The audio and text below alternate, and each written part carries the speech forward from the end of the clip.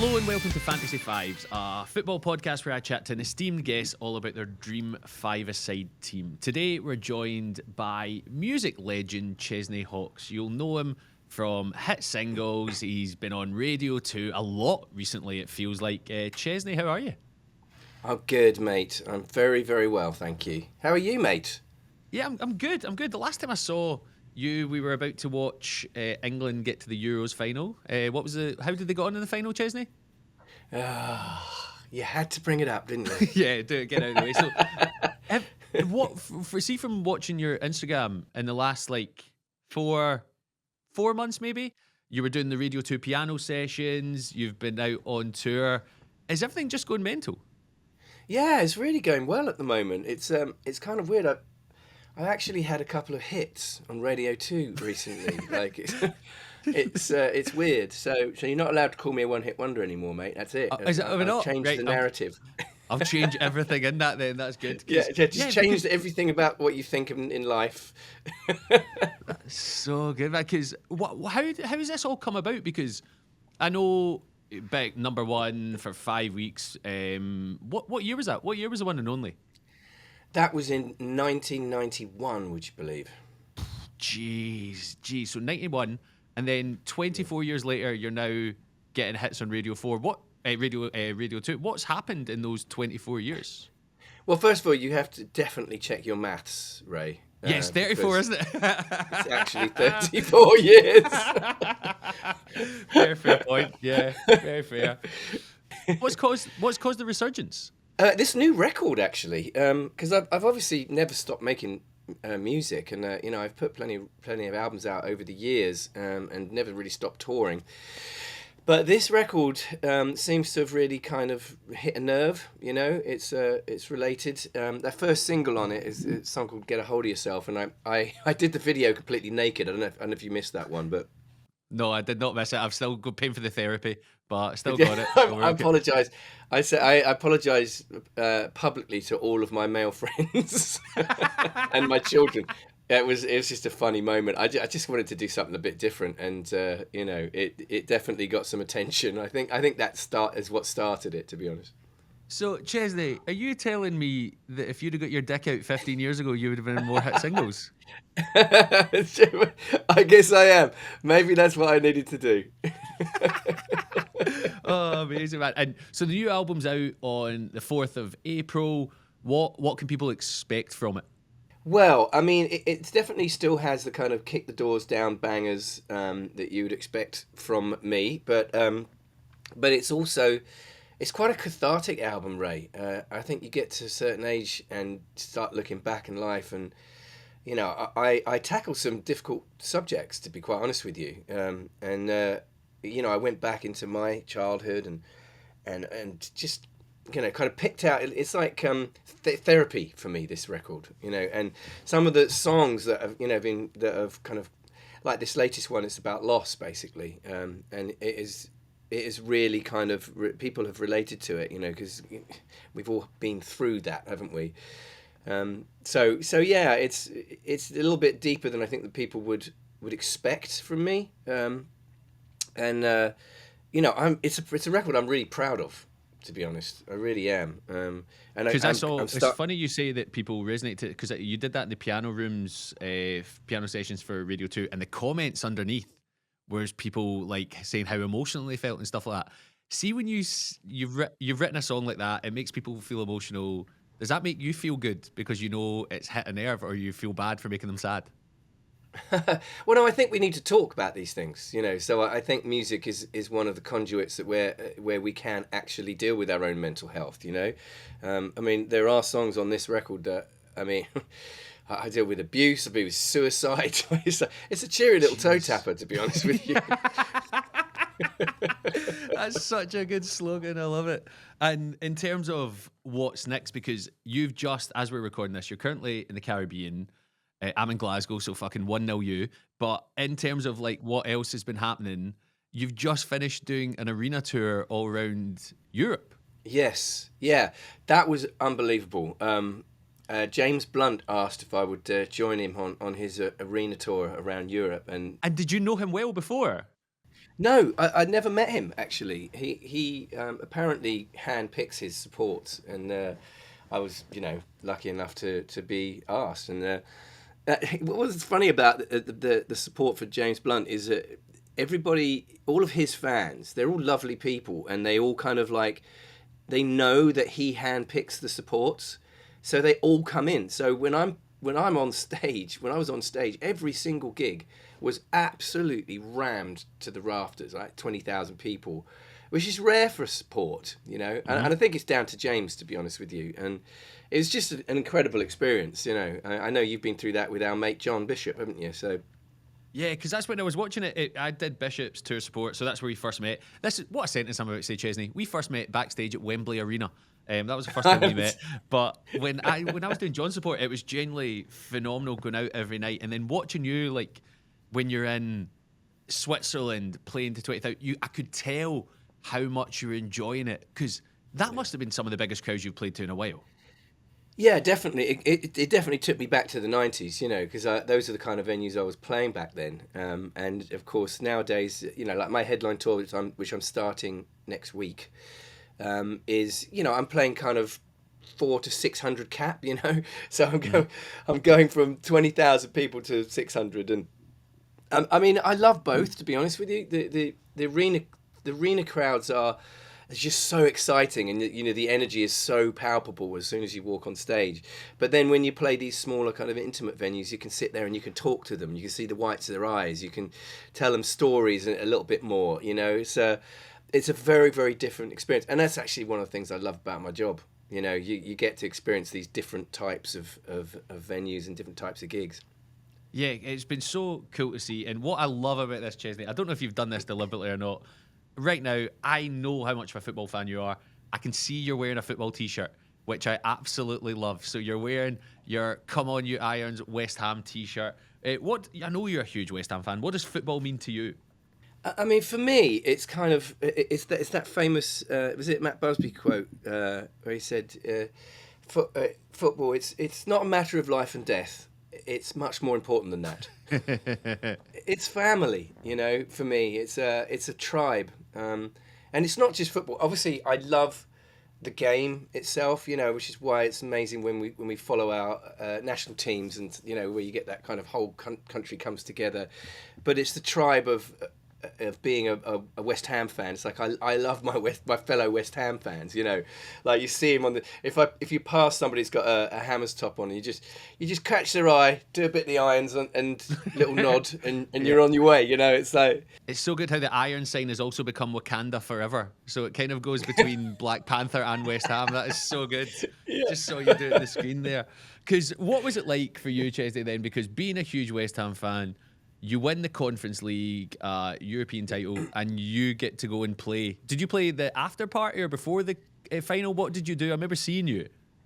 Yeah, no, we played the fan zone before, so there was like 30,000 people at the fan zone. It was actually, to be quite honest with you, Ray, that was the greatest Wednesday of all time, because because in the afternoon we're playing to 30,000 people. It was a sea of claret and blue and bubbles and confetti, and we did like all the West Ham classics, like I'm Forever Blowing Bubbles and West Ham are Massive, and it was just before Declan Rice left us, and so I did this big rendition of "Please Don't Go." Don't go, and all the crowds like don't go.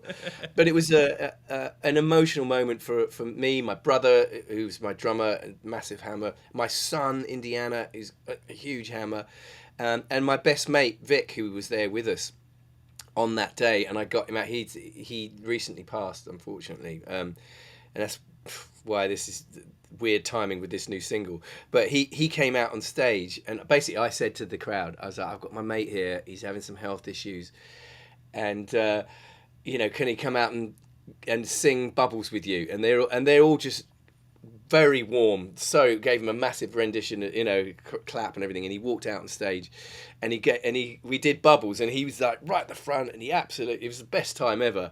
And then he gave me a cuddle, and then he was walking off stage, and he stopped, and he turned round.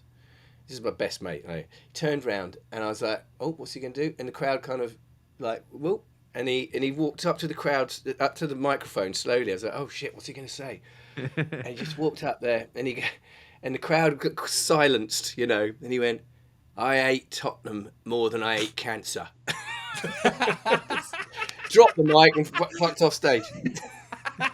And I'm guessing huge ovation, like huge clapping from the crowd. Crowd went wild, yeah. Crowd went wild. So that day, we went off stage and we all like came off and were like, that was the greatest gig of all time, just the best. Now let's go win it. And then so we all went together to the stadium, and then of course Jared Bowen, you know, he's in our hearts forever now. Yeah, I remember I briefly was chatting to Danny Dyer about this because he was saying because it's his son-in-law that scored the goal, and he said how it was a moment. Did you cry when you won, Chesney? Oh yeah, everyone cried. Everyone cried around me. There was like, you know, these kind of tough EastEnders like sitting, you know, down one seat down, and you know, tattoos and bald heads and like, you know, this fucking that, and they were all crying. All of us were like hugging, crying. It's just the best. I would say it was the best day of my life, but I do have 3 kids. That's not, they're not going to listen to this, Chesney. No, they're not listening. Right? It was the best day of my life. Just don't tell the wife. Right, so let's get into your fantasy 5-a-side team. So who are the players that you want to do? So we've got 2 rules. It needs to be someone from a team you support. So we'll have a West Ham player in there, I'm sure. And then we're going to have the manager needs to be someone in your phone book. So for your team, Chesney, are you going to play a goalie, or are you just going to have like 5 floating majestic players? What's your thoughts? Yeah, I'm going to go rush goalie. Yeah, yes, it makes sense. 5-a-side. I think doesn't it? You mentioned this to me. You're the first person ever to do rush goalie, and for me, this makes total sense to me. So let's go to your first player that you're going to select in this 5-a-side team. Who's your first player? Who are you picking? Now, I didn't quite know what to do here because it's easy to just go all of the greatest players of all time and just go boom. But then when you said I could choose anyone, like anyone, I kind of thought a bit more out of the box. So, well, first of all, I am going to go with Maradona because for me, he was the greatest. And, did you ever see him play in the flesh, Maradona? No, I didn't. I was too young.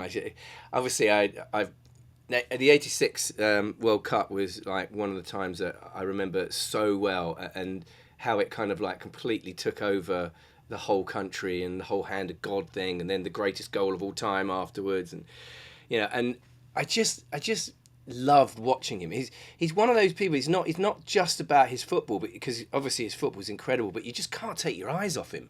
He's like a film star, you know, that just comes alive on screen.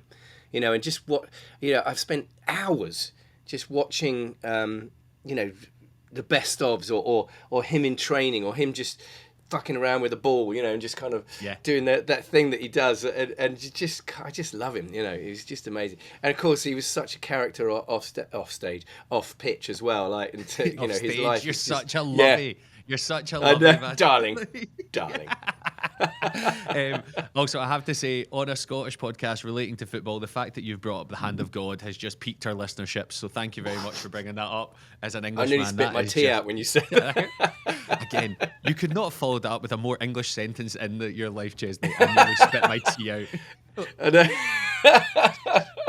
I'm such a lover. You're right. I didn't realise it until now, Ray. Yeah, well, we all realised it, so it's okay.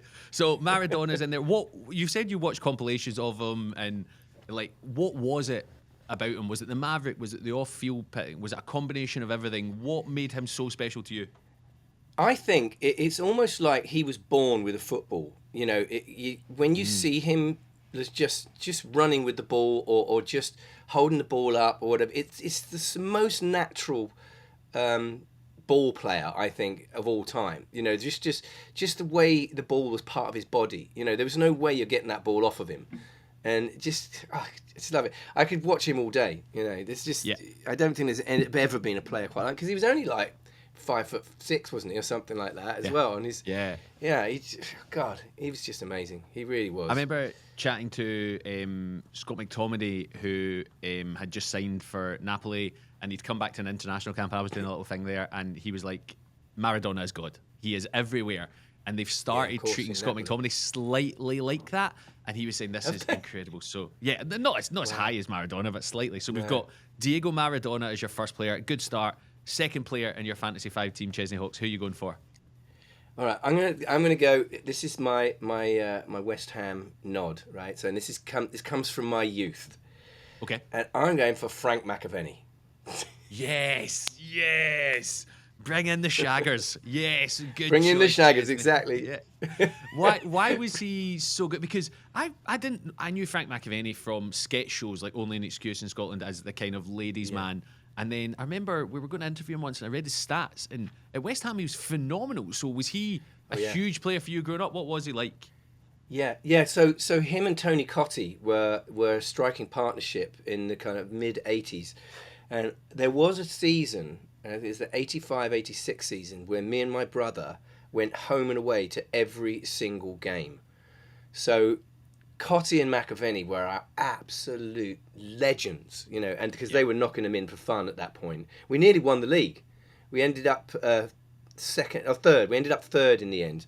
But unbelievable season and great team. It was like Billy Bonds and Alvin Martin, and I mean all these incredible players that Jody and I will never forget, my bro.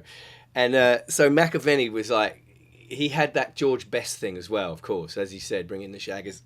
Yeah. And he was always being photo. If he was like nowadays he'd be like in the Sun he'd be the Shagger of the week type of thing. I mean, already have concerns for your team, Chesney. Purely the idea of McAvenny and Maradona together. I spit my tea out again. Yeah. Like, do you think there's enough alcohol and everything? Like, what? How are you going to keep them apart? What are they going to do together, Chesney? Those two would get on like a house on fire. Yeah, I mean, they would. They'd spend all their time in Stringfellows. Did you ever get caught up in that kind of showbiz lifestyle? Because obviously, when the one and only was number 1 for 5 weeks and stuff like that, were you at those kind of big A-list parties with those people, going to the lap dancing clubs late at night? Was that a thing for you? Yeah, I did do a little bit of that. Young. I was young, but yeah, I did do that. Funnily enough, I actually met Frank McAvenny when I was 19 in Stringfellows. I did. And did he tip you, or what happened? Apparently, I wasn't quite good enough. So. Oh, that's so good. Right, so this is a great start, Chesney. So you got Maradona, Frank McAvenny. Pick number 3. Who are we going for? I'm going for my brother Jody. Yes, I like this already. Yes, why? Yeah, well, because my bro is a proper baller. He's always played football. I was always kind of the guy that was left unpicked in the teams. I'm the guy that would run on the pitch, twist my ankle, and be done. Or like toe punt something, and and it's in next door neighbour's garden or something. So I was lanky and I'd always fall over, and I was just not very coordinated. So, but I love playing. Whereas my bro, he's my little bro, he's just brilliant. He's a great striker, and he's never stopped playing. He still does. I still play 5-a-side with my brother, and actually, when he's in the team, I always play better. Oh, really? So he lifts you up. What do you think? He does. It's because he cares about me having a good game, because he loves it so much. He loves playing so much. It's so much part of his life that when I come along and do play, he wants me to enjoy it as much. He's a good man, and so he'll always kind of call me out. He's like, Ches, here, pass it. Yeah, he'll always give me the pass to try and score, because I never fucking score. It just doesn't happen. I'm so useless. That's such a sweet pick. I like that one. So you've got Jody in there. You said he was on tour with you, so he's your drummer. So when you were doing the tour there, do you go out and party with James Blunt each night? Does Jody keep his reins on you, or is it the other way around? How does it work? No, Jody's rock and roll, way more rock and roll than I ever was. So yeah, I mean, we were all out partying with James. He likes to drink. He would always because we got on really well actually. This is the first time we'd met, and so literally, pretty much after every show, he'd like inviting us to his dressing room for a beer. You know, he was lovely, James. He really was. He even did it on stage. We were watching from the side of the stage at one point, and he in front of 20,000 people just said. Chesney's down here on the side here. Give him a round of applause. He said he was going to leave early, but he's not because he's going to come for a drink with me later on, aren't you, Chesney? Oh, good peer pressure. Well, I have to say, Chesney, I did notice you did a video. You were talking about the first time we met. I was supporting John Bishop. Your dressing room on the arena tour was way bigger than any of mine were. You were obviously getting much nicer privileges. You had a humongous one. Well, thank you very much. Thanks for noticing. Oh, that's so good. That's. I mean, you know, it's arenas. You never know what you're going to get. So that was a particularly big one, and then I think a lot of them were like little that you get shoved in the support cupboard. Yes, I've been in there many a time. Right, so you've got Jodie's your third pick. Who's the fourth player in your dream? Do you have a team name, by the way? I never asked you. Do you have a team name? Oh, wow. That's a good question. Well, I guess we've got to go with something to do with Hawk, haven't we? So, like,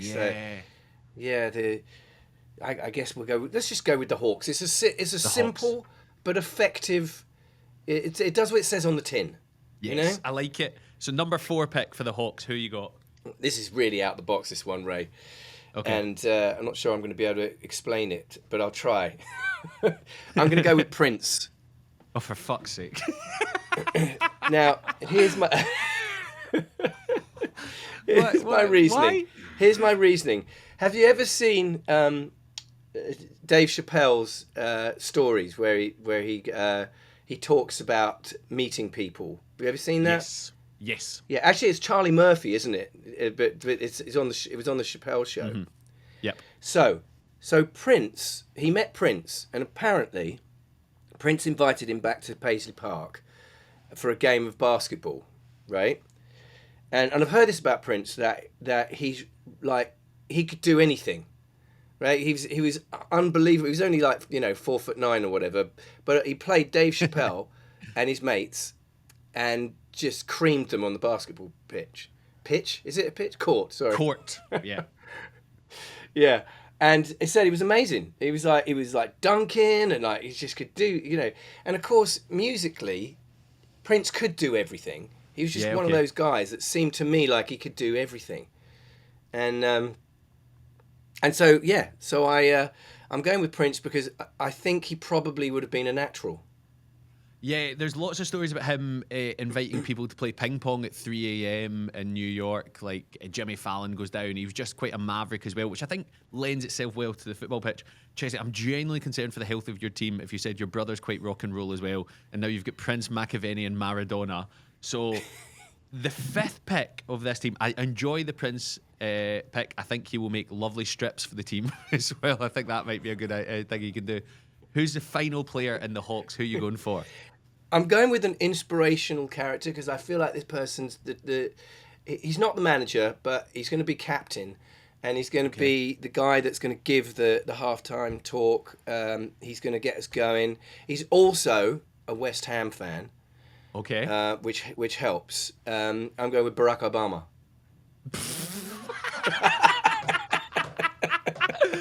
Everyone thought you were leading up to Danny Dyer, and you dropped Obama in there, man. Right, first things first, we'll get through the quite clear lie that he's a West Ham fan. What is that about? No, it's not. It's not a lie at all. He's been to Upton Park. What? How? When? What? How? I don't know the whole kind of details around it, and we should probably Google it just to be sure. But I'm quite aware, and a lot of West Ham fans will say the same thing, that Barack Obama is a hammer, and that's that. I'm sticking to it. I cannot believe your team started with Maradona and you're ending it with Prince and Obama. I thought you were going to take it. You wait till you hear the manager. Oh, we're going to get there in a sec. So, what qualities do you think Obama would bring? I feel like just leadership. From the other names, yes, a level head. Yeah, I think level head, leadership, inspirational kind of team talks. I think I have a feeling he'd be a really good defender.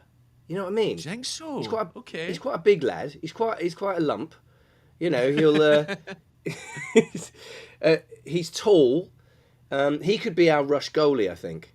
Yeah. Okay. Okay. I And like that. he'd be like firing out, kind of all the kind of the stuff that is going to keep us going from the back. This is such a good combination. So let me recap your team before we go to the manager. We're called the Hawks. You have Maradona, Frank McAvenny, your brother Jody, Prince, and Barack Obama. That is your five-a-side team. That is, by the way, thank you so much for getting into the spirit of this. This is a perfect five-a-side team. Manager has to be someone from your phone book. Now, as someone who's been in public limelight for 34 years, you'll have connected some amount of phone numbers in your time from your days at Stringfellows with Frank McAvenny onwards. Who is the manager of the Hawks team, Chesney Hawks? This was an easy pick because he is a football nut and has been since he was a kid. He did training for being a manager himself. He's trained kids when he was young, and he's a lovely man, very funny man. He's also your friend. I'll go with John Bishop. You go for Bishop as the team manager? Oh, yeah. He would lose his mind. He would lose his mind at Maradona within 5 minutes for dicking around. He would 100% would get so annoyed at him. Like, I think he'd get annoyed at Frank McAvenny as well, to be honest. Sorry, but the image of John Bishop telling Obama what to do is such a good one. Brilliant. And he would absolutely love doing that as well. So yeah, I think Bishop would be very good, and he played at a very good level. He had a five-a-side pitch in his house, which is probably a good advantage, so they could come and practice. He came to America to train kids when he was young, when he was a kid. So when he was kind of like late teens. Yeah. Because we should talk about that, because we like we said, we first met when I was supporting John, and you and him had done panto together. Did you do a lot of panto, or was that just the only year you did it? No, I've done about 5, I think, over the years. It's been a long time since I've done anything like that. And when I did panto with John, that was my first ever panto, and it was his first ever panto. And it was before he was like a big famous comic, and he wasn't even like the top billed comic on the bill. He wasn't even on the poster. A guy called Nick Newbold. Don't even know Nick Newbold. Don't even know Nick. No, Amazing. I'm still good mates with Nick. But yeah, John played Captain Cuttles, and we got on like really well right from the beginning, John and I. And I went to see him do a set somewhere in Manchester, and there was like 8 people there. Yeah, now it's madness, isn't it, when you see that? Because he's done so well. And what I really wanted to ask you, Chesney, as well, is obviously you're most known for. I've been to see you play for the one and only was the big song #1 for 5 weeks that your mate Nick Kershaw wrote. Do you ever get sick of playing that song? I've had my ups and downs with it, Ray. I'll be honest. Over the years. But these days, no, I don't. There was probably nearly getting on for 10 years where I didn't play it at all. So from like 93, really? From like 93, 94, something like that. I stopped playing. I stopped going out as me. I didn't even go out as Chesney Hawks, and I refused to do the one and only. I just wanted to be in Radiohead, So I kind of rebelled against the whole pop thing, and.